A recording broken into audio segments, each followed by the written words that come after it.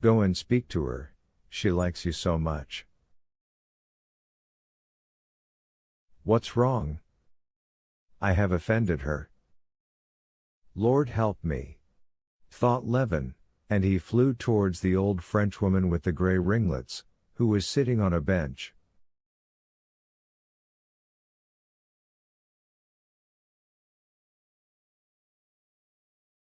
Smiling and showing her false teeth, she greeted him as an old friend.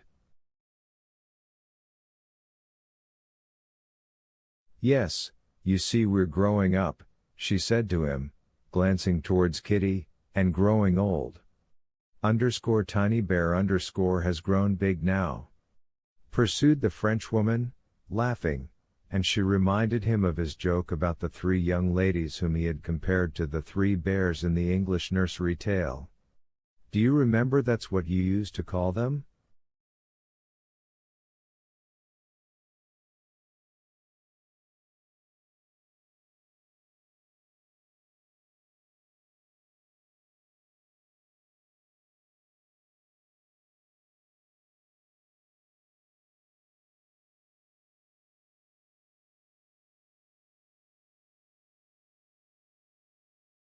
He remembered absolutely nothing, but she had been laughing at the joke for 10 years now, and was fond of it.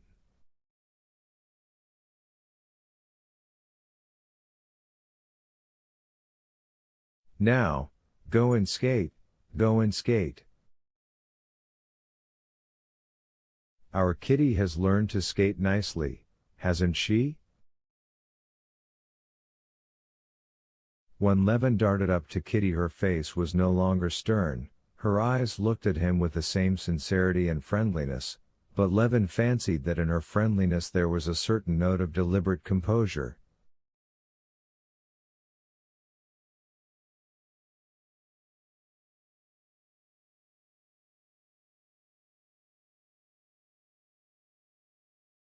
And he felt depressed.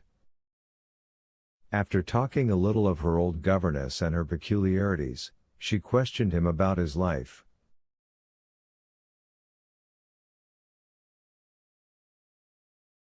Surely you must be dull in the country in the winter, aren't you? She said.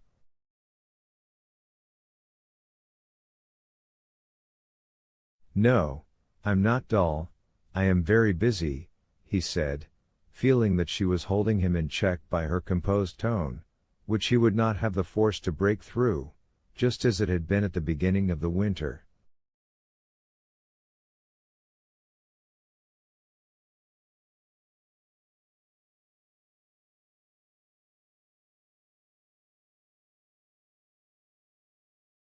Are you going to stay in town long? Kitty questioned him. I don't know, he answered, not thinking of what he was saying. The thought that if he were held in check by her tone of quiet friendliness he would end by going back again without deciding anything came into his mind, and he resolved to make a struggle against it.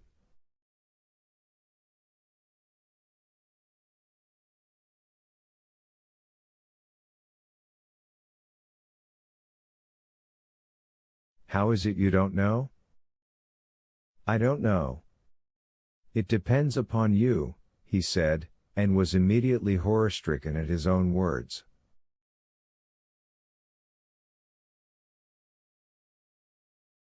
Whether it was that she had heard his words, or that she did not want to hear them, she made a sort of stumble, twice struck out, and hurriedly skated away from him.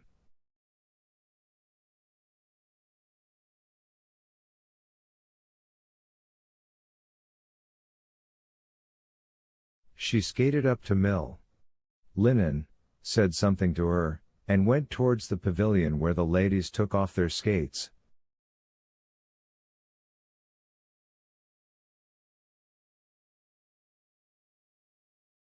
My God!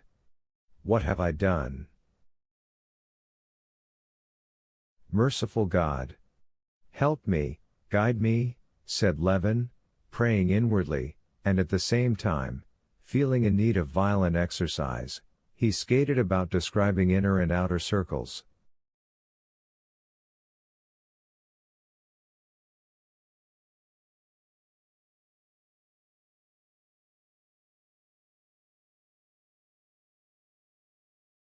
At that moment one of the young men, the best of the skaters of the day, came out of the coffee house in his skates, with a cigarette in his mouth.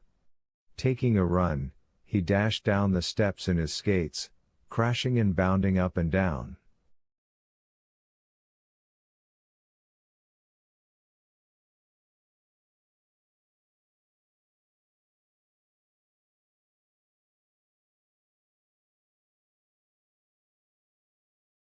He flew down, and without even changing the position of his hands, skated away over the ice.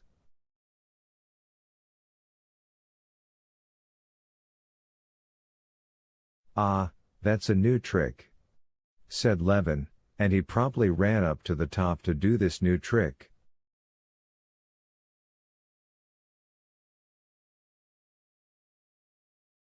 "Don't break your neck. It needs practice," Nikolai Sherbatsky shouted after him.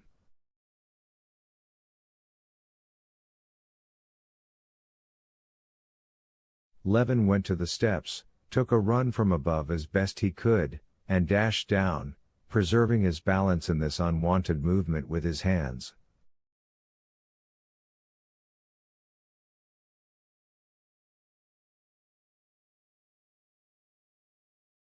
On the last step he stumbled, but barely touching the ice with his hand, with a violent effort recovered himself, and skated off, laughing.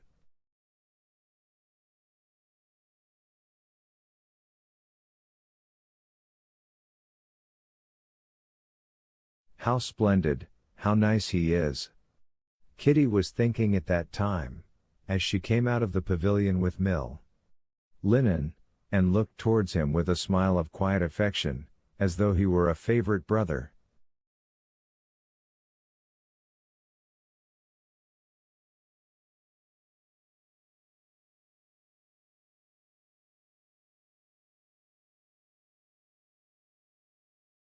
"And can it be my fault? Can I have done anything wrong?" They talk of flirtation. I know it's not he that I love, but still I am happy with him, and he's so jolly.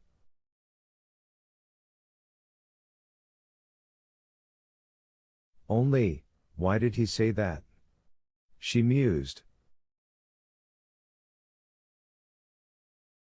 Catching sight of Kitty going away, and her mother meeting her at the steps, Levin, flushed from his rapid exercise, stood still and pondered a minute.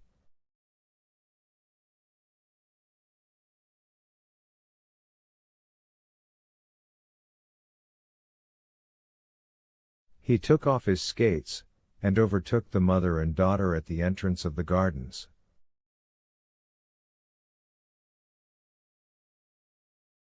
"Delighted to see you," said Princess Sherbatska. "On Thursdays we are home, as always."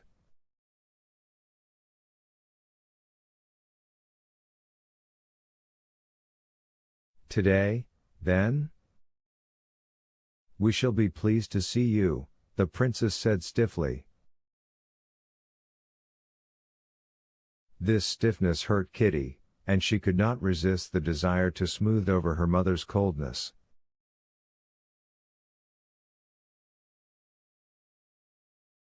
She turned her head, and with a smile said,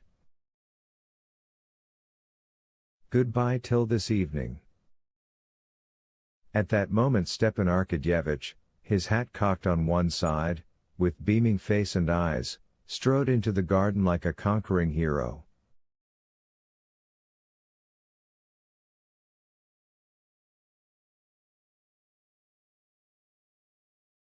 But as he approached his mother-in-law, he responded in a mournful and crestfallen tone to her inquiries about Dolly's health.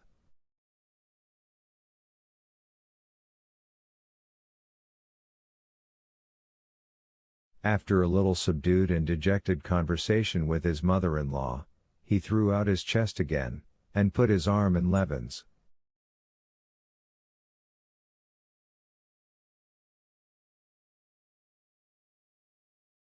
Well, shall we set off? He asked. I've been thinking about you all this time, and I'm very, very glad you've come, he said, looking him in the face with a significant air.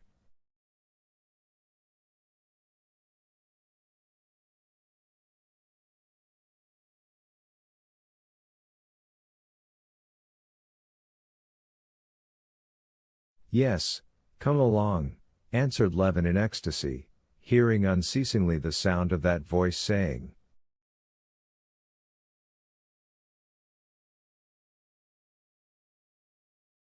"Goodbye till this evening," and seeing the smile with which it was said.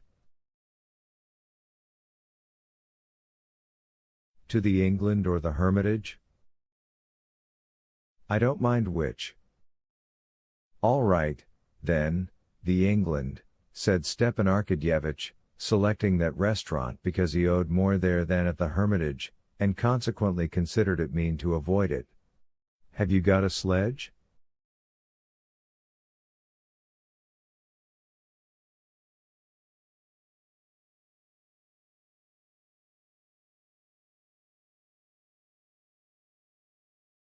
That's first rate, for I sent my carriage home. The friends hardly spoke all the way.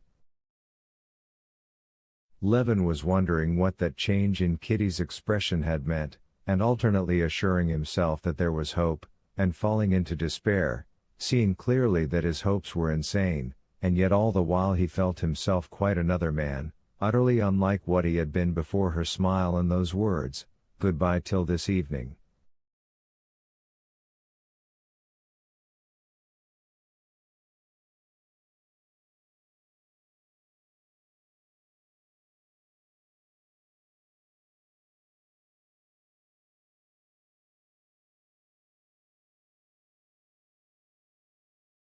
Stepan Arkadyevitch was absorbed during the drive in composing the menu of the dinner.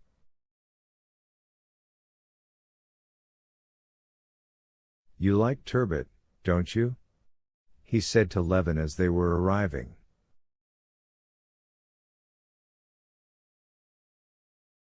"Eh?"